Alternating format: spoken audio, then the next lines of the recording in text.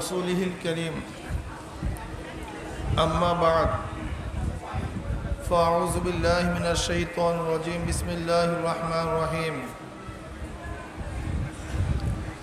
يا أيها الذين آمنوا صلوا عليه وسلموا تسليما شهد الشريف اللهم صل على سيدنا وشفيعنا وحبيبنا مولانا محمد صلى الله عليه وعلى آله وأصحابه وبارك وسلم اللهم صل على سيدنا আল্লাহ পাকের শুকর যে মাওলাই করিম আপনাকে আমাকে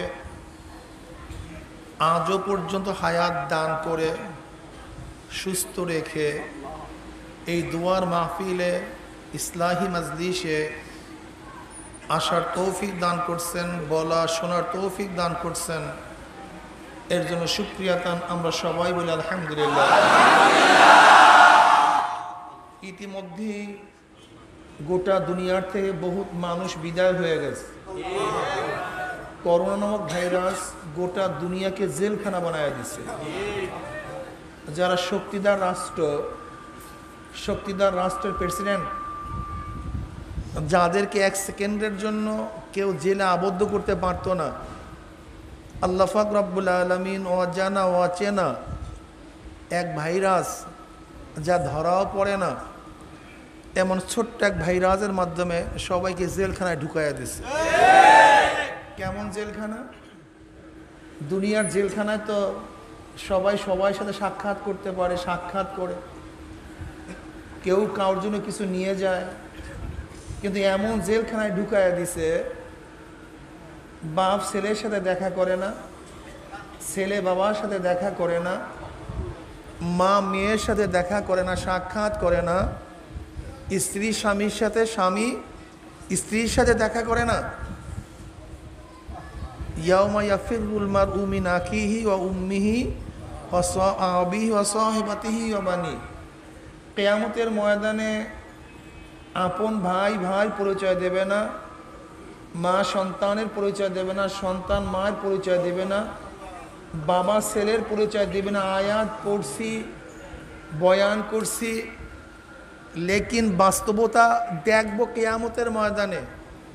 এর আগে দেখার কোনো সুযোগ ছিল না, কিন্তু আল্লাহ পাক রব্বুল আলামিন করোনা ভাইরাসের মাধ্যমে সেই আয়াতের বাস্তব রূপ আমাদের গোটা দুনিয়ার মানুষকে দেখাইয়া দিছে যে আসলে দুনিয়া কিছু না, ফালতু এক জায়গা, যে যার জন্য যত কিছু কামাই করো বিপদে পড়লে কেউ কারণ নয়। বাস্তব।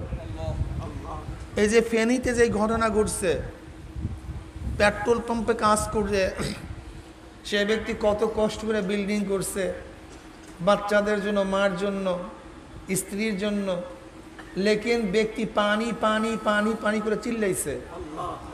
স্ত্রী এক গ্লাস পানি দেয় নাই, ছেলেও না, মেয়েও না, এমনকি মৃত্যুবরণ করছে, দরজাও খুলে নাই, বাহিরের মানুষ গিয়া তাকে কাঁপন দাপন করছে।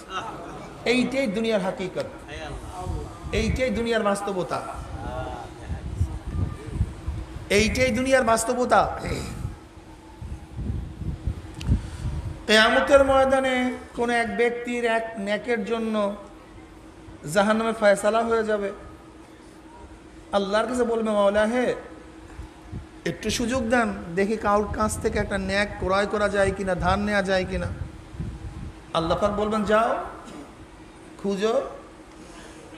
ওই ব্যক্তি চিন্তা করবে দুনিয়ার মধ্যে সবচেয়ে মা আমার আপন, যাই মায়ের কাছে গিয়া বলবে, মা গো, আপনার চেয়ে আপন কেউ ছিল না, এত কষ্ট করে গর্ভধারণ করছেন, পেটের মধ্যে লাথি মারছে, মনে হয় আপনার কলিজা বের হয়ে গেছে, প্রথম মৃত্যু দেখছেন, আমাকে খাওয়াইছেন, আপনি খান নাই, আপনি ছিলেন ভিজা জায়গায়, আমাকে শুকনা জায়গায় শোয়ার ব্যবস্থা করছেন, এত সাধন এত কষ্ট করছেন, আপনার চেয়ে আপন কেউ ছিল না, কিন্তু একটা নেকের জন্য আজকে আমি জাহান্নামে যাইতেছি, ফয়সালা হয়ে গেছে, আমাকে একটা নেক দেন। মা কি বলবে? আমার হিসাব নিকাশ হয় নাই, আমি তোমাকে চিনি না, তুমি আমার সন্তান না, আমি তোমার মা না। এর জন্য আব্বাজান রহমাতুল্লাহ আলাই বারবার বয়ান করতেন, পরের জন্য সবই করলাম, নিজের জন্য কিছুই করতে পারলাম না, সবই পরের জন্য, সব পরের জন্য। ভোরে ঘুম থেকে উঠি, কেউ চাকরির মধ্যে, কেউ ব্যবসার মধ্যে, কেউ কামাইয়ের মধ্যে, ওই অবস্থায় ঘুমাই, পরের দিন একই অবস্থা। কিন্তু আমার কবরে কি উপায়, মৃত্যু দিয়ে কি উপায়, কিয়ামতের ময়দানে কি অবস্থা হবে, মিজানে কি হবে, পুলসেরাত পাড়ি দিতে পারবো কি পারবো না, এই চিন্তা ভাবনা আমাদের অনেকের মধ্যেই নাই। কাজে আমি সবাইকে অনুরোধ করব, এই দুনিয়ার পিছনে না ছুটিয়া একটু আখিরাতের পিছনে ছুটেন, দেখবেন দুনিয়ার মধ্যে ভালো লাগবে। মানুষ সুখ চায়, শান্তি চায়, কি চায় ভাই? এই গোটা দুনিয়ার মানুষ এই দুই জিনিসের পিছনে ছুটছে। টাকা কেন কামাই করি? শান্তি লাগে, সুখ লাগে। বাড়ি কেন করছি? দেখতে ভালো লাগে, সুখ লাগে, ভালো লাগে, শান্তি লাগে। এসি কেন দেই? সুখ লাগে, শান্তি লাগে। ভালো খাট ক্রয় করছি, ভালো লাগে, শান্তি লাগে, নাকি ভাই? গাড়ি কেন করছি? ভালো লাগে, শান্তি লাগে। সুখ শান্তির পিছনে গোটা দুনিয়ার মানুষ ছুটছে, ঠিক না? দাড়ি কেন কাটি? বলেন, ভালো লাগে। কথা বলেন না কেন? টুপি মাথায় দেই না কেন? টুপি ছাড়া চলতে, বলেন আমার সাথে কথা। গান কেন শুনি? মদ কেন পান করি? সুদ কেন খাই? মেয়েদের সাথে আড্ডা কেন মারি? জুয়া কেন খেলি? সবই ভালো লাগে। মানুষ ভালো চায়, শান্তি চায়। এই শান্তি পাওয়ার জন্যই, ভালো থাকার জন্যই কিন্তু মানুষ সব কিছু করে। মূল উদ্দেশ্য ভালো লাগে, শান্তি লাগে, সুখ লাগে। যত কিছু করি সব কিন্তু এই দুই কারণ, ঠিক না? এবার যদি আমাকে প্রশ্ন করেন আপনি টুপি কেন পরেন, আমার কাছে ভালো লাগে। যদি আপনি আমাকে প্রশ্ন করেন দাড়ি কেন রাখছেন, আমার কাছে ভালো লাগে। যদি আপনি আমাকে প্রশ্ন করেন লম্বা জামা কেন গায়ে দেন, ভালো লাগে, শান্তি লাগে। আপনি নামাজ কেন পড়েন, ভাই ভালো লাগে, শান্তি লাগে। রোজা কেন রাখেন, ভালো লাগে, শান্তি লাগে। আপনি রোজা রাখেন না, ভালো লাগে, শান্তি লাগে। রোজা রাখেন, ভালো লাগে, শান্তি লাগে, কারণটা কি? এটা কেমন কথা হলো? যেই ব্যক্তি দাড়ি কাটতেছে তারও ভালো লাগে, শান্তি লাগে। আমি দাড়ি রাখতেছি, যে ব্যক্তি টুপি ছাড়ছে তারও ভালো লাগে, শান্তি লাগে। আমি টুপি রাখছি, এর কারণটা কোথায়? একই কাজে একজনের ভালো লাগে, শান্তি লাগে, আর একজনের খারাপ লাগে, অশান্তি লাগে। একই কাজ। এইটা যদি গবেষণা করতে পারি তাহলে সমস্ত প্রশ্নের জবাব চলে আসবে। মূল ব্যাপার এখানে, কি কথা ঠিক না? মূল ব্যাপার এখানে। আসলে মূল ঘটনা ঘটে কোন জায়গার থেকে? এখান থেকে, কলব থেকে। নবী আলাইহিস সালাতু ওয়াস সালাম কি ফরমান? ইন্না ফিল জাসাদে মুদগাহ ইযা সলুহাত সলুহাল জাসাদু কুল্লু ওয়া ইযা ফাসাদাত ফাসাদাল জাসাদু কুল্লু আলা ওয়াহিয়াল কলব। বুখারীর মধ্যে রওয়ায়াত আছে। দেখো, প্রত্যেকটা মানুষের সিনার মধ্যে একটা গোস্তের টুকরা আছে। ওই গোস্তের টুকরা ভালো হয়ে যায় তো গোটা মানুষটা ভালো হয়ে যায়, আর গোস্তের টুকরাটা খারাপ হয়ে যায় তো গোটা শরীরটাই। ওই গোস্তের টুকরাটার নাম কলব। কি ভাই?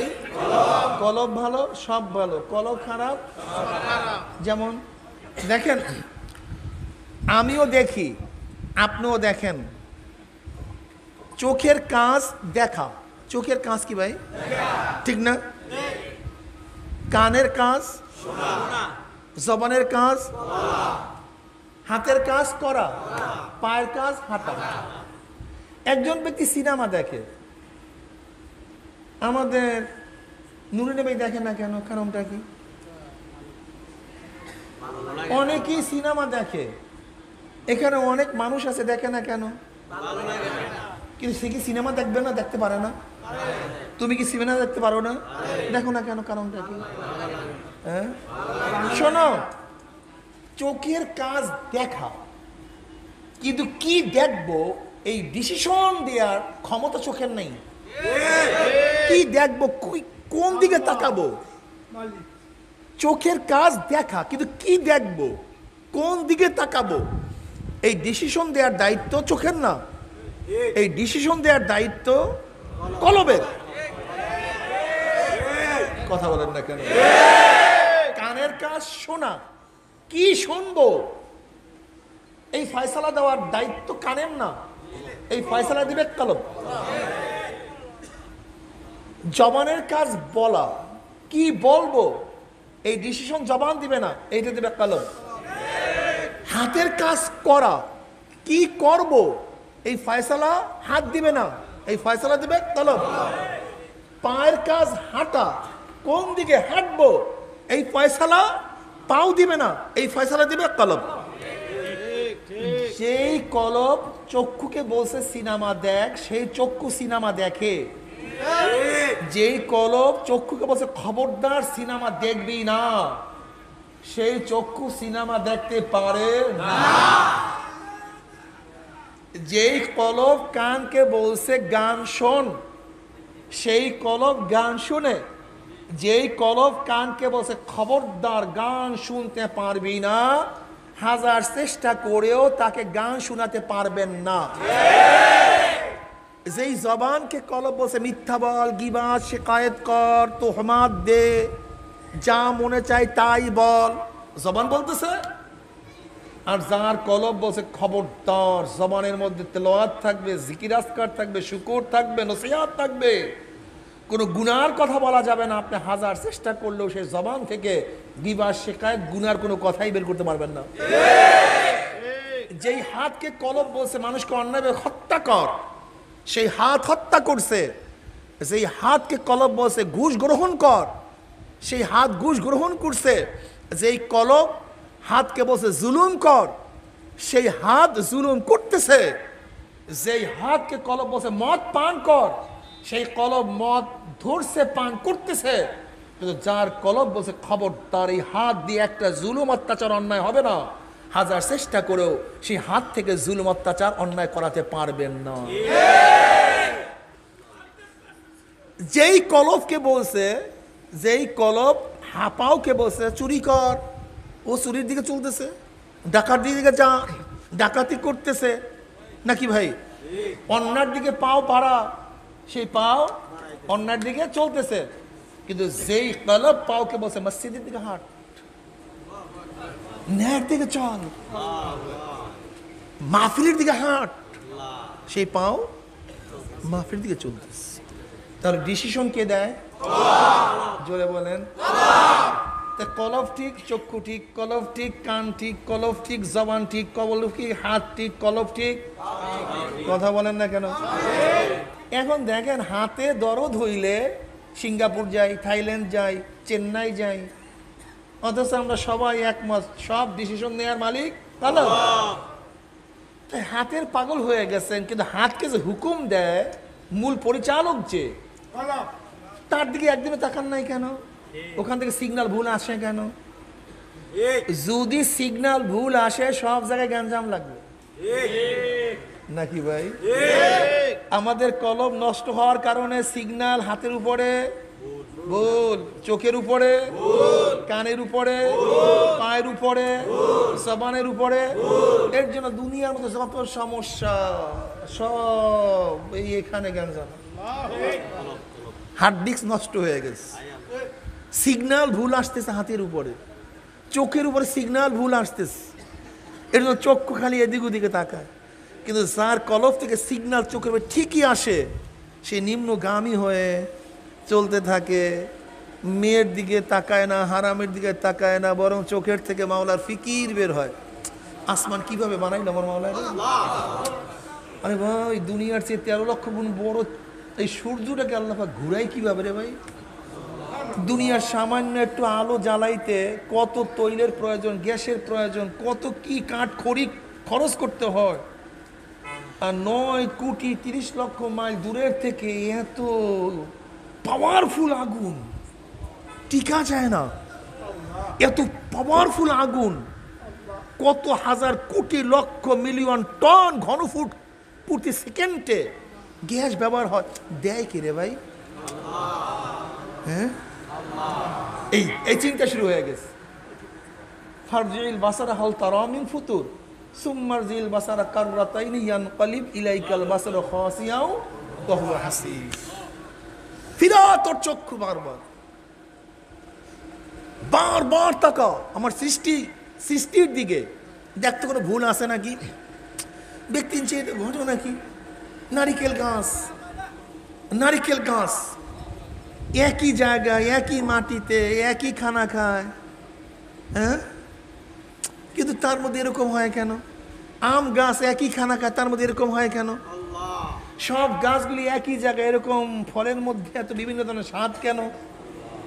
একই পুষ্করিতে মাছ, কিন্তু এত রঙের, এত ঢঙের স্বাদ কেন? একটু ডিজাইন কেন? এই চিন্তা শুরু হয়ে গেছে। ইলিশ মাছ খাই, ক্যালকাটা ইলিশ মাছ পাঠাই, লেকিন ইলিশ মাছ জিয়েছে কে? খাদ্য দেয় কে? এত স্বাদ আসলো কোথার থেকে?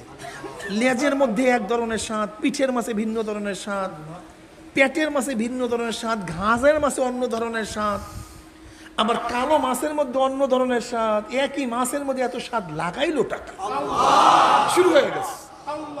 দেখছেন, সবার চক্ষু বাহ্যিক দৃষ্টিতে এক ধরনের, কিন্তু সবার চক্ষু এক না। ডাক্তারের চক্ষু সাধারণ মানুষের চক্ষু এক না ভিন্ন? বিজ্ঞানীদের চক্ষু এক না ভিন্ন? কথা বলেন না কেন? আল্লাহওয়ালাদের চক্ষু আমাদের চক্ষু এক না ভিন্ন? সম্পূর্ণ ভিন্ন। নিউটন জীবনভর মানুষ দেখছে আপেল নিচে পড়ে, কিন্তু আকর্ষণ বিকর্ষণ শক্তি এর মধ্যে আবিষ্কার করতে, কিন্তু নিউটনের চোখে ধরা পড়ছে। এটা পড়লো কেন? নিশ্চয়ই আকর্ষণ বিকর্ষণ শক্তি আছে। কিন্তু জীবনভর সবাই দেখছি যে উপল থেকে আপেল নিচের দিকেই পড়ে, কিন্তু এর মধ্যে বিশাল আবিষ্কার আমরা কেউ করতে পারি নাই। তোমার আমার চেহারা দেখলে এর মধ্যে রোগ আছে, ধরা পড়ে না, কিন্তু ডাক্তারের চক্ষু দিয়ে তাকাইলি ধরা পড়ে এর মধ্যে রোগ আছে। তোমার আমার চক্ষু মাওলার কুদরত দেখে আবিষ্কার করতে পারে না মাওলা কোথায় আছে, কিন্তু আল্লাহওয়ালাদের চক্ষু যে কোনো মাখলুকাত দিকে তাকাইলে বলতে পারে আমার মাওলা কিভাবে বানাইছে। কলব ঠিক করো, সব ঠিক হয়ে যাবে। সব ভেজাল কলবের মধ্যে। আজকে আলেম ওলামারা যেইভাবে গালি গালাজ করে গিবা শিকায়ত করতেছে, যে বিপদগামী হয়ে গেছে আলেম ওলামারা, চিন্তাও করা যায় না। আজকে মাদ্রাসার সামনে বয়ান করতেছি, আমি ওলামায়ে কিরাম থেকে বলবো, বারবার বলতেছি, নবী আলাইহিস সালাতু ওয়াস সালামের মাজলিসে বসলেই সাহাবী হওয়া যায় না, তার ছাত্র হইলেই নবীর ছাত্র হওয়া যায় না। বহুত মুনাফিক আমার নবীর দর্শে ছিল, আমার নবীর মাজলিসে ছিল, লেকিন সাহাবী হয়নি। কওমিয়া মাদ্রাসায় পড়লি কওমিয়ান হওয়া যায় না, দেওবন্দে পড়লি দেওবন্দি হওয়া যায় না। ওই শরে বাংলা আজিজুল হক চিটাঙ্গের সিদ্দিকুল্লাহ রহমাতুল্লাহ আলাইহির হাম সবকি এক ক্লাসে একই দর্শে বসে, কিন্তু তাকে কেউ দেওবন্দি বলেন না কেন? তাকে কেউ কওমিয়ান বলেন না কেন?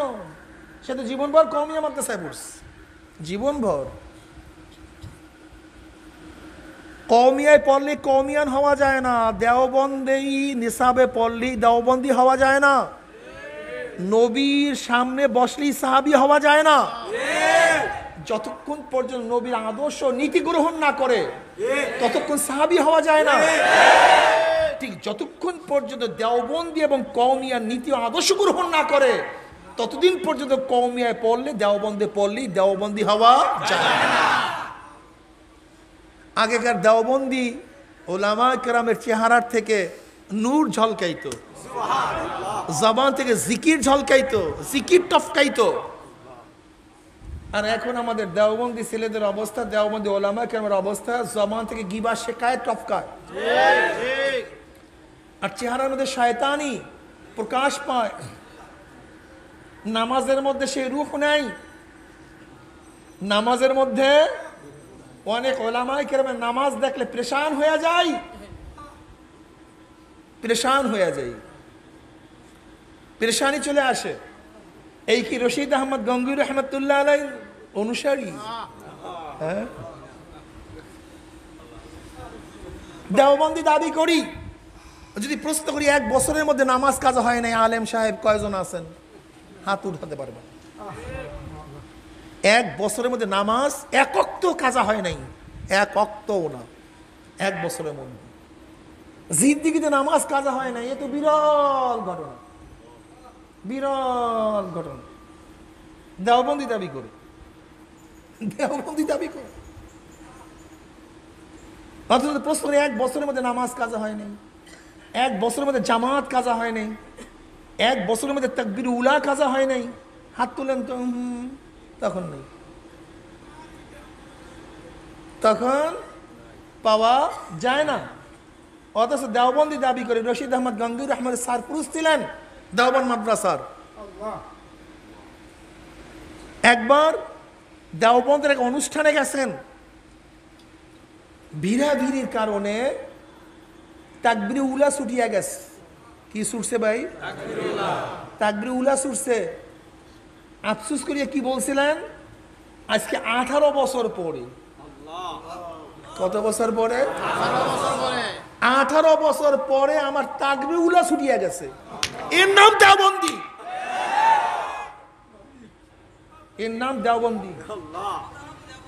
তুই প্রতিদিন নামাজ কাজা করো, মহিলাদের সাথে কি আড্ডা মারো, তুমি হীন এমন কোনো অপরাধ নাই যা করো না, তোমার কলবের মধ্যে গিবত, শিকায়ত, হিংসা, হাসাদ, কেবেরে ভরা, আর তুমি নিজেকে দেওবন্দি মনে করো। তুমি দাবি করতে পারো, কিন্তু আমাদের আকাবেররা তোমাকে দেওবন্দি মনে করে না। আগে ইতিহাস পড়ো তাদের, তাদের ঘটনা জানো। রশিদ আহমদ গঙ্গুই রহমতুল্লাহ আলাইহি সে কে ছিলেন? যে ব্যক্তি দেওবন্দ বর্ধমান মাদ্রাসার যারা ইট গাছছেন তার মধ্যে তিনি একজন ছিলেন। প্রথম ইট রাখছেন হযরত আহমদ আলী সাহানপুরি রহমতুল্লাহ আলাইহি। আহমদ আলী সাহানপুরি রহমতুল্লাহ আলাইহি প্রথম ইট রাখছেন। এরপরে ইট রাখছেন হাজী আবিদ হুসাইন সাহেব রহমতুল্লাহ আলাইহি, আবিদ হুসাইন রহমতুল্লাহ আলাইহি। এরপরে ইট রাখছেন রশিদ আহমদ গঙ্গুই রহমতুল্লাহ অথবা কাসেম নানদুর রহমতুল্লাহ আলাইহি। হযরত রশিদ আহমদ গঙ্গুই রহমতুল্লাহ আলাইহি দেওবন্দের দীর্ঘদিনের মুরব্বী ছিলেন। এই রশিদ আহমদ গঙ্গুই রহমতুল্লাহ আলাইহি কান থেকে দ্বন্দ্ব হয়ে গেছেন। সবাই বলতেছে হুজুর আপনি অপারেশন করলে চক্ষু ভালো হয়ে যাবে। যারা দেওবন্দি দাবি করেন তাদেরকে বলতেছি এই ঘটনা সামনে রাখবেন, এরপরে দেওবন্দি দাবি করবেন। কেউ নিজেদেরকে দেওবন্দি বললে আর কাউকে দেওবন্দ থেকে বের করে দিলি ঢোকাও যায় না, বেরও হওয়া যায় না।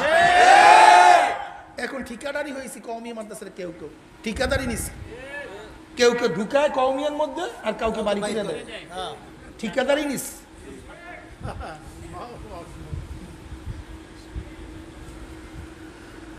রশিদ আহমদ গঙ্গুই রহমতুল্লাহ অন্ধ হয়ে গেছিলেন। সবাই বলতে হুজুর চক্ষু অপারেশন করেন, চক্ষু ভালো হয়ে যাবে। রাজি হইলেন। এখন বলতেছে নামাজ, বলে হুজুর নামাজ তো একটু কাজা হবে। বলে যেই চক্ষু অপারেশন করলে নামাজ কাজা হবে এরকম চক্ষের দরকার আমার নাই, এরকম চক্ষের দরকার আমার নাই, নামাজ কাজা করিয়া চক্ষের দরকার আমার নাই। আমার তোলা বাড়া, আমার কওমিয়ান তোলা বাড়া। রশিদ আহমদ গঙ্গুই রহমতুল্লাহর ঘটনা পড়বা, কাসেম নানদুর রহমতুল্লাহর ঘটনা পড়বা, মাহমুদুল হাসান সাহেব রহমতুল্লাহর ঘটনা পড়বা। এদের ঘটনা পড়া দরকার, এদের ইতিহাস জানা দরকার। এরপর নিজেকে দেওবন্দি দাবি করিও, কওমিয়ান দাবি করিও। কোন ফাসেক যাদের মধ্যে আদর্শ নাই, চরিত্র নাই, নীতি নাই, ইবাদত নাই, চোখে পানি নাই, জবানে জিকির নাই, কলবে শকর নাই, মাথার মধ্যে ফিকির নাই, তারা দেওবন্দি হতে পারে না। দেওবন্দ ভিন্ন জিনিস, এলেম ভিন্ন জিনিস। দেওবন্দ হলো এলেম এবং আমলের ইস্তেমাইয়াত, এলেম এবং আমল এর উভয় সমন্বয় হয় দেওবন্দি। আকিদা, এলেম, আমল।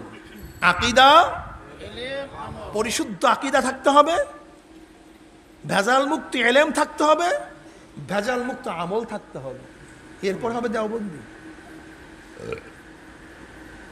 আর তুমি একবার আওয়ামী লীগের পিছনে ছুটবা, একবার বিএনপির পিছনে ছুটবা, মহিলাদের সাথে ইফতারি করবা, আর মহিলাদের নেতৃত্বে ইসলামী হুকুমাত কায়েম করবা, আর আল্লাহর হয়ে ভরসা বাদ দিয়া কোনো জাগতিক দলের উপরে ইসলামের জিম্মাদারি দিবা, এরা ব্যতীত ইসলামকে হেফাজত করা যায় না।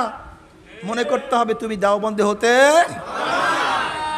এর জন্য দেখবা যে উসুলে হাসতে গানার মধ্যে একটা ধারাই আছে যে এখানে আমির ওমারাদের টাকা গ্রহণ করা যাবে না। রাজা বাদশাদের টাকা পয়সা গ্রহণ করলে এবং ধনাঢ্য ব্যক্তিদের টাকা পয়সা গ্রহণ করলে, স্থায়ী সম্পত্তি করলে আল্লাহর উপর থেকে ভরসা কমিয়া যাবে। যতক্ষণ পর্যন্ত আমির ওমারাদের থেকে না যাবে, তাদের কাছে না যাবে, স্থায়ী কোনো মাদ্রাসা সম্পত্তি না হবে, একমাত্র আল্লাহর ভরসা থাকবে, ততদিন মাদ্রাসা চলতে থাকবে। আর তুমি বাতিল দলের ভরসা করে ইসলাম টিকাইতে চাও আর নিজেকে দেওবন্দে বলতে চাও, বাবা আমার বুঝে আসে না, তুমি বুঝতে পারো, এটা আমি মিলাতে পারি না, এটা আমার বুঝে আসে না, ভুল হতে পারে আমার, আমি তো মানুষ। আমি যখন রশিদ আহমদ গঙ্গুর রহমতুল্লাহ আলাইহির জীবনী পড়ি, কাসেম নাজমুল রহমতুল্লাহ আলাইহির জীবনী পড়ি, বিশ্বাসই করতে পারি না যে আমরা তাদের অনুসারী। তাদের অনুসারী বললে মাথা নত হয়ে যায়। কাসেম নাজমুল রহমতুল্লাহ আলাইহি কত বড় দরজার লোক ছিলেন। রশিদ আহমদ গঙ্গুর রহমতুল্লাহ আলাইহি কাসেম নাজমুল রহমতুল্লাহ আলাইহি উবাই হাসিসাব রহমতুল্লাহ আলাইহির মুরিদ ছিলেন। কিন্তু রশিদ আহমদ গঙ্গুর রহমতুল্লাহ আলাইকে হাসিসাব রহমতুল্লাহ সবসময় তারজি দিতেন, প্রাধান্য বেশি দিতেন। কার উপরে? কাসেম নাজমুল রহমতুল্লাহ আলাইহির উপরে সবসময় একটু প্রাধান্য বেশি দিতেন। কিন্তু তাদের উভয়ের ঘটনা নাকি, ব্রিটিশ যখন তাদের উভয়কে অ্যারেস্ট করার জন্য হন্য হয়ে খুঁজতেছে, রশিদ আহমদ গঙ্গুর রহমতুল্লাহকে অ্যারেস্ট করিয়া ফেলাইস। দেখে আর লামুজাবি ভাইরা আবার ফতুয়া দিয়েন না এই ঘটনা শোনার পরে, এটা আপনার বুঝে আসবে না, বুঝতে সময় লাগবে। বুঝতে যখন রশিদ আহমদ গঙ্গুর রহমতুল্লাহ আলাইকে রেলে নিয়ে যাইতেছে, হঠাৎ রশিদ আহমদ গঙ্গুর রহমতুল্লাহ আলাই জান্নাত থেকে বাইরে দিকে তাকাইলেন, মিসকে হাঁস দিলেন। কল হজর হাঁস দিলেন কেন? কলে এইমাত্র মৌলবী কাসেম আমার সাথে দেখা করার জন্য আসছে। বুঝেন অবস্থাটা কি? হজরত কাসেম নাজমুল রহমতুল্লাহ 7টা মসজিদের মধ্যে ছিলেন, 7টা মসজিদের মধ্যে ছিলেন। এর মধ্যে মুনাফিক ছিল না? মুনাফিকরা সিআইডিকে বলতেছে, পুলিশকে বলতেছে, ওই যে দেখেন মসজিদের মধ্যে তেলাওয়াত করতেছে ওই ব্যক্তি মৌলবী কাসেম, দেখাইয়া আজকে সরিয়ে গেছে। হযরত কাসেম নাম ছোট ছোট মানুষ ছিলেন, এই ছোট্ট মানুষ ছিলেন, হ্যাংলা পাতলা মানুষ ছিলেন, বুঝতেই কেউ পারতেন না এই ব্যক্তি সেই ব্যক্তি। এরকম হ্যাংলা পাতলা ছোট ছোট মানুষ ছিলেন। তাই পুলিশ ঢুকছে তাকে অ্যারেস্ট করার জন্য। তিনি বুঝে ফেলাইছেন হযরত কাসেম নাম রহমতুল্লাহ আলাই ইমামুল মান্তিক ছিলেন, মান্তিক ইমাম ছিলেন, এবং তাদের বংশধর সবাই আল্লাহ পাক রব্বুল আলামিন ফাহাম দান করছেন, মারাত্মক ফাহাম তাদের মধ্যে দান করছেন। যখনই ঢুকছে, এখন কাসেম নাম রহমতুল্লাহ কাছে প্রশ্ন করছে, ভাই মৌলবী কাসেম কাহা? হযরত মৌলবী কাসেম রহমতুল্লাহ আলাই তার জায়গা থেকে একটু সরে গিয়ে বলতেছেন, কিছুক্ষণ আগে তো ওখানে ছিল,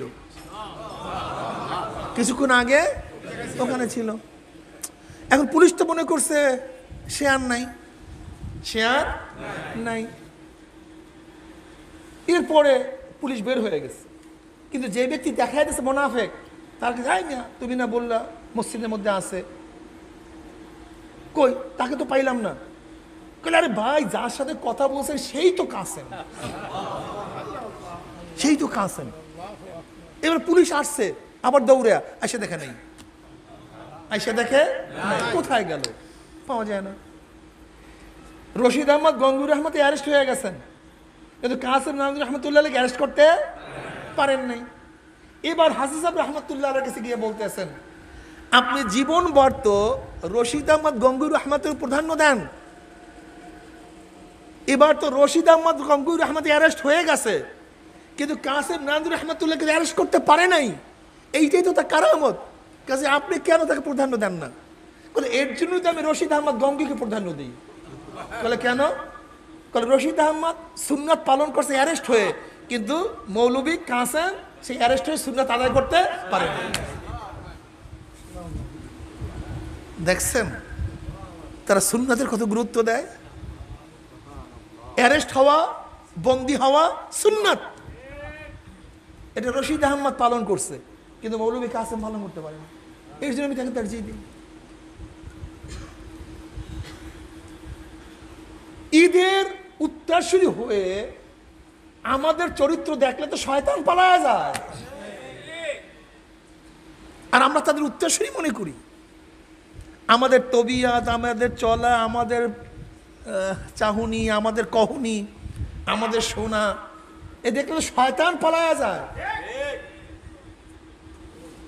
কাজে খবরদার, চরমনাইয়ের মাসলাকে যারা আছেন, চরমনাইয়ের মুরিদ যারা আছেন, চরমনাই উসলুবে যেই সমস্ত মাদ্রাসাগুলো চলতেছে, আমি ওই সমস্ত উস্তাদদেরকে বলবো যে আমার উস্তাদরা, আমার তোলাবারা, খবরদার, চরমনাই মাসলাকের মাদ্রাসা শুধু গতানুগতিক পড়াশোনার নাম নয়, এখানে এলেম এবং আমল, এলেম, তাহাজ্জুদ নামাজের আমল হবে, জিকিরের আওয়াজ আসবে, কান্নার গুনগুনি আওয়াজ চাই, চোখের মধ্যে পানি চাই, জবানের মধ্যে জিকির চাই, সিজদার মধ্যে মোহাব্বত তাকওয়া চাই, ইবাদতের মধ্যে মজা চাই, আল্লাহওয়ালা কিছু ছাত্র চাই, আল্লাহওয়ালা কিছু উস্তাদ চাই। আর যাদের মধ্যে শুধু গিবা, শেকায়েত, হিংসা, হাসাদ, কিবের থাকবে, এরকম ছাত্র তৈয়ার করার জন্য চরমনাইওয়ালারা মাদ্রাসা তৈয়ার করে না। আজকে আল্লাহ পাকের শুকর, আমাদের শায়খ মুর্শিদ নব্বরাল্লাহু মারকাজের মাধ্যমে কত শত হাজার মাদ্রাসা কায়েম হইতেছে, আর যাদের মাধ্যমে একটা কওমিয়া মাদ্রাসা সৃষ্টি হয় না, এরা আমাদেরকে কওমিয়া থেকে বাইর করে দেয়। মনে হয় বাপদাদার বেশাদ পাইছে, এরা বাপদাদার সম্পত্তি পাইছে, কাউকে কওমিয়া ঢুকায়, কাউকে কওমিয়া থেকে বের করে দেয়। এতদিন চুপচাপ ছিলাম, কিচ্ছু ওদেরকে বলি নেই, কিন্তু ওদের কথা বলতে স্পর্ধা অনেক বেড়ে গেছে, অনেক বেড়ে গেছে। যা ইচ্ছা তাই বলতেছে, যা কি ইচ্ছা ঢুকায়, যা কি ইচ্ছা বের করে দেয়। অথচ শায়েখ রহমতুল্লাহ আলাইহির টার্গেট কি? ৬৮,০০০ গ্রামে ৬৮,০০০ কিরাতুল মাদ্রাসা করা, প্রত্যেক থানার মধ্যে এক একটা মিশকাত মাদ্রাসা করা, প্রত্যেক জেলা শহরে এক একটা দাওরা মাদ্রাসা করা, প্রত্যেক শহরে। আজকে আমরা শত শত মাদ্রাসা দাওরা পর্যন্ত করে ফেলছি, আলহামদুলিল্লাহ। আব্বাজান রহমতুল্লাহ একটা আলিয়া মাদ্রাসা করেন, একটাও। এই হাজার হাজার মাদ্রাসার মধ্যে একটা মাদ্রাসা আলিয়া করেন নাই, অথচ আমাদেরকে কওমিয়া থেকে বের করে দেয়। কত বড় সাহস ওদের, স্পর্ধা দেখছেন ওদের? হ্যাঁ, আমাদের ছোট ছোট বাচ্চাদেরকে ধোকা দেয়। যদি প্রশ্ন করি, ভাই তুমি কয়টা মাদ্রাসা বানাইছো, কয়টা কওমিয়া মাদ্রাসা বানাইছো, বলবো হুজুর আমি তো কওমিয়া মাদ্রাসা বানাই, আমি ফিতনা বানাইছি। আমি কাউকে বাড়ি করি, কাউকে ঢুকাই ফেসবুকে, কাউকে ইচ্ছা ঢুকাই মাদ্রাসা, কাউকে ইচ্ছা বাড়ি করে দিই। আল্লাহ আমাদের সবাইকে মাফ করে দেন। হ্যাঁ, মাদ্রাসা বানাইছো, মাদ্রাসা তো বানায় নাই, কেউ কেউ আছে মাদ্রাসা দখল করছে, মাদ্রাসা দখল করছো, মাওলানা মাদ্রাসা বানাতে পারো নাই, দখল করতে পারছো।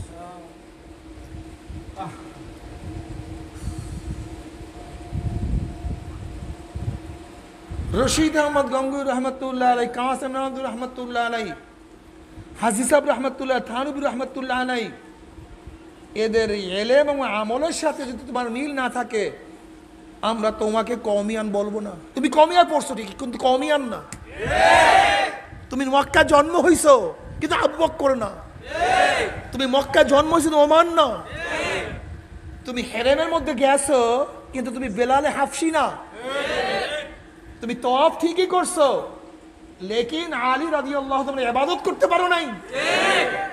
তুমি তওয়াফ করছো, তুমি হেরেমের মধ্যে ঢুকছো, হজরে আসওয়াদে চুমা ঠিকই দিছো, কিন্তু গুনাহ মাফ করাতে পারো নাই। তুমি আমার নবীর দরবারে ঠিকই ছিলা, কিন্তু তোমার কলবকে পরিষ্কার করতে পারো নাই। তোমার কলবটা সে আব্দুল্লাহ ইবনে উবাই ইবনে সুলুলি হয়ে গেছে। এর জন্য কওমিয়ান ছাত্রদেরকে বলবো, খবরদার শুধু পড়ার নাম কওমিয়ান না, বরং এলেম এবং আমল উভয় নাম কওমিয়ান। কি ভাই? এলেম আমল, এলেম আমল। অনেকে বলে চরমনের মুরিদ এইটা করছে সেইটা করছে না, চরমনের মুরিদ সেইটা এইটা করে না। বলে মুসল্লিরা চুরি করে, জুতা চোর না, মুসল্লিরা জুতা চোর না, জুতা চোর মুসল্লি সাজছে। হযরত কাসেম নামদুর রহমতুল্লাহ আলাইহির জমানায় এক ছাত্র চুরি করছে। এখন কেউ কেউ বলতেছে দেওবন্দের ছাত্ররা জুতা চুরি করছে, চোর। কাসেম নামদুর কি জবাব দিয়েছিলেন? দেওবন্দের ছেলেরা কোনোদিন চুরি করতে পারে না, বরং চোর ছাত্র সাজে। চরমনার মুজাহিদ এত সহজ না। চরমনার মুজাহিদ এই সবুজ একটা পাগড়ি পরলে, পাঁচকলি একটা টুপি পরলে, লম্বা একটা জামা গায়ে দিলি চরমনার মুজাহিদ হওয়া যায় না। চরমনার মুজাহিদ ভিন্ন জিনিস, চরমনার মুজাহিদ ভিন্ন জিনিস। আল্লাহর শুকর, আমি তো দেখতেছি বর্তমানে মুজাহিদের সংখ্যা বাড়তেছে কিন্তু মান কমতেছে। মান মান মান কমতেছে। আগে চরমনায় মুজাহিদের যে মান ছিল, সেই মানওয়ালা মুজাহিদের সংখ্যা আস্তে আস্তে, কিন্তু মান বাড়াতে হবে, মান বাড়াতে হবে, দাওয়াতি কাজ করতে হবে। দুনিয়ার মহাব্বত অন্তর থেকে সব মুছিয়া ধুইয়া সাফ করিয়া ফেলাইতে হবে। কি কথা ঠিক না? এই কলমের মধ্যে কার মহাব্বত থাকবে? আমার মাওলার মহাব্বত থাকবে। চোখের মধ্যে মাওলার সৃষ্টি নিয়ে শুধু গবেষণা চলতে থাকবে। কানের মধ্যে শুধু দ্বীনের আওয়াজ ঢুকতে থাকবে, জিকিরের আওয়াজ, তেলাওয়াতের আওয়াজ, ভালো ভালো নসিহাতের আওয়াজ। জবান থেকে জিকির, দাওয়াত, নসিহাত বের হতে থাকবে। চরমনের হাজারো এরকম দুর্বল মুরিদ, মূর্খ মুরিদ, কিন্তু দাওয়াতের তাসিরটা কি জানেন নাকি? সুবহানাল্লাহ। যদি কাউকে আহ্বান করে ভাই নামাজে চলো, দেখা যায় সাধারণ মুজাহিদ অন্তর থেকে যখনই নামাজের আহ্বান ডাকছে, মনে হয় যেন তার কলিজার মধ্যে তীরের মতো লাগিয়া গেছে। যদি অন্তর থেকে কথা বের হয়, আসর না করিয়া পারে না, ঠিক না? সুন্নাত অনুযায়ী চলতে হবে। একটা সুন্নাতও ছাড়া যাবে না। ঘুমের সুন্নাত, ঘুম থেকে ওঠার সুন্নাত, পায়খানা প্রস্রাবে যাওয়ার সুন্নাত, খাওয়ার সুন্নাত, খাওয়ার থেকে ওঠার সুন্নাত, উজুর সুন্নাত, নামাজের সুন্নাত, চলার সুন্নাত, জিন্দেগিতে যতগুলি সুন্নাত আছে সমস্ত সুন্নাত ঠিকঠাক মতো পালন করতে হবে। কোন সুন্নাত, জোরে বলেন, ছোট হোক ছোট হোক। আবার অনেকেই আছি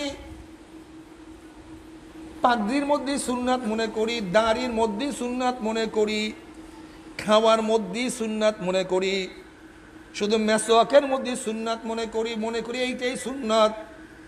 যদি প্রশ্ন করি ভাই আমার নবীর সুন্নাত, সুন্নাত অর্থটা কি? সুন্নাত শব্দের অর্থ কি অনেকেই জানি না। সুন্নাত শব্দ আছে কোরআনের মধ্যে, সুন্নাত শব্দ আছে ফিকার মধ্যে, সুন্নাত শব্দ আছে হাদিসের মধ্যে। কিন্তু কোরআনের সুন্নাতের অর্থ, ফিকার সুন্নাতের অর্থ, হাদিসের সুন্নাতের অর্থ এক না। প্রত্যেক জায়গায় সুন্নাতের অর্থ ভিন্ন। হাদিসের মধ্যে সুন্নাতের অর্থ কি? আর তরিকাতুল মাসলুকাতু ফিদ্দীন, ওই তরিকা যার উপরে মুসলমান চলে। এক কথায় আমার নবীর 23 বছরের জিন্দিগি। কয় বছরের? নাকি মক্কি, না মাদানি, না হিজরাতি? হ্যাঁ, কয় বছরের? বর্তমানে কেউ মক্কি সুন্নাত পালন করে মাদানি সানান দিছি, কেউ জিহাদের সুন্নাত পালন করে জিকিরের সুন্নাত বাদ দিয়া দিছি, কেউ জিহাদের সুন্নাত পালন করে টুপির সুন্নাত ফালাইয়া দিছি, কেউ হুকুমতের সুন্নাত পালন করি দাড়ি মুখের থেকে ফালাইয়া দিছি।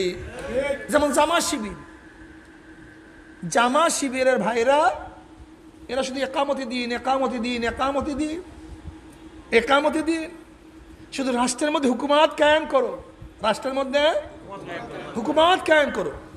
যদি বলি ভাই আপনার 3.5 হাত বডির মধ্যে হুকুমাত করি, হুকুম মানে কি? হুকুমাত মানে কি? কানুন, নিয়ম, আইন, ঠিক না?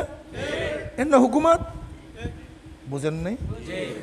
তো ইসলামের মাথার মধ্যে হুকুম আছে কি নেই? আইন আছে কি নেই? চেহারার মধ্যে, পোশাকের মধ্যে। যদি বলি ভাই এই হুকুমগুলি কই, কই এগুলোর আমার দরকার নেই। আবার কেউ আছে চেহারার হুকুমাত ঠিক মতো রাখে, মাথার হুকুমাত পালন করতে চায়, পোশাকের হুকুমাত ঠিকই পালন করতে চায়। যদি বলি রাষ্ট্রের মধ্যে হুকুমাত আছে কি নাই? আছে, তো এগুলো আমার কাজ না।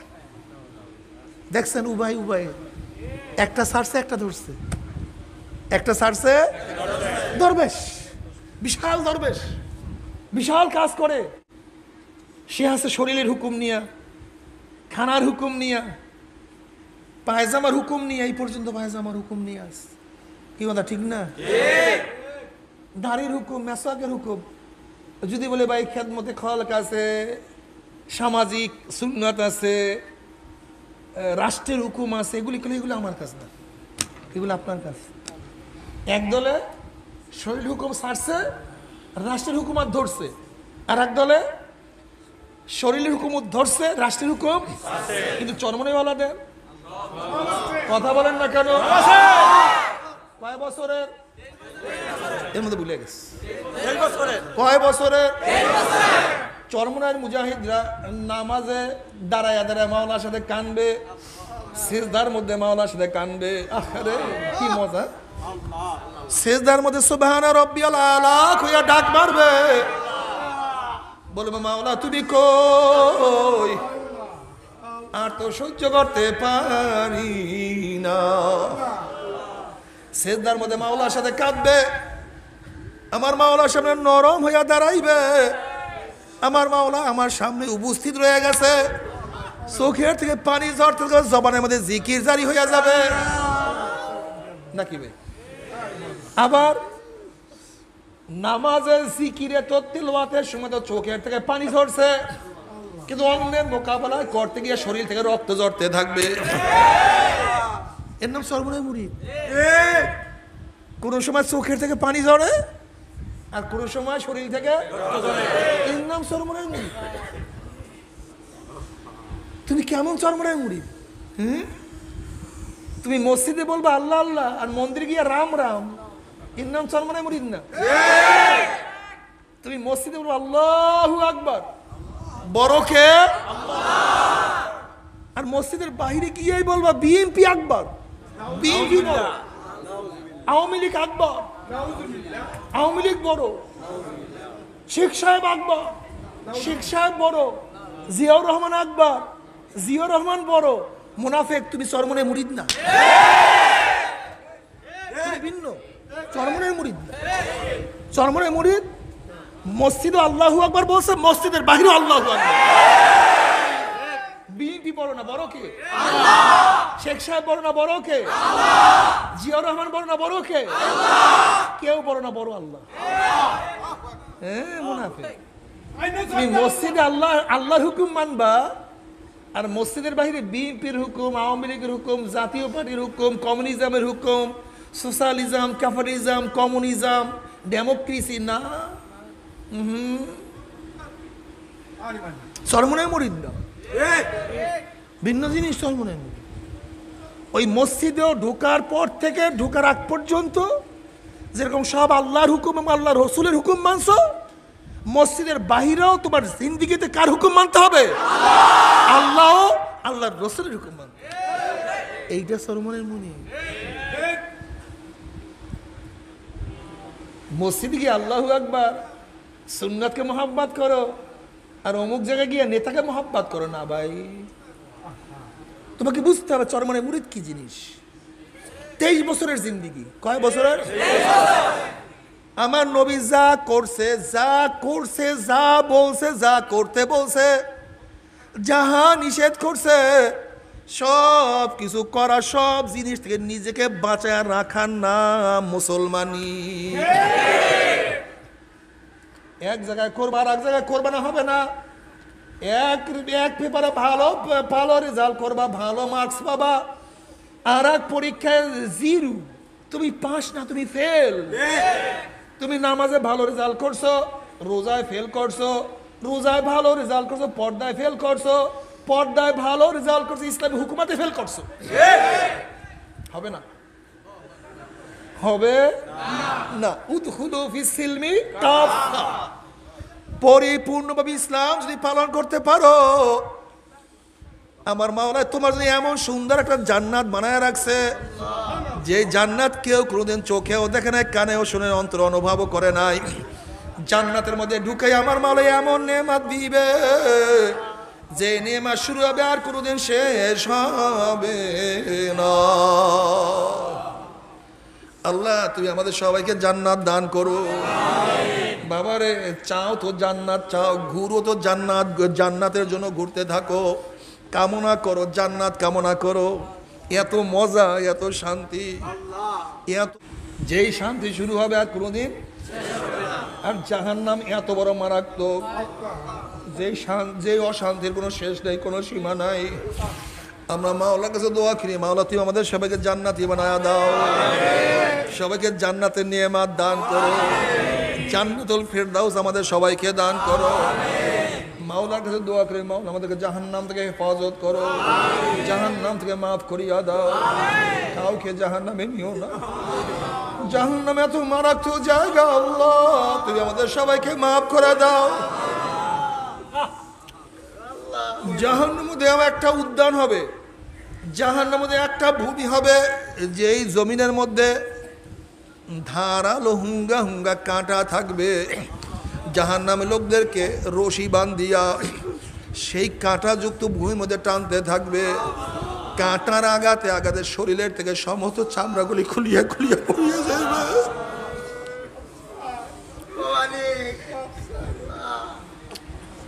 চোখের মধ্যে ঢুকবে, চোখের মরিগুলি বের হয়ে আসবে।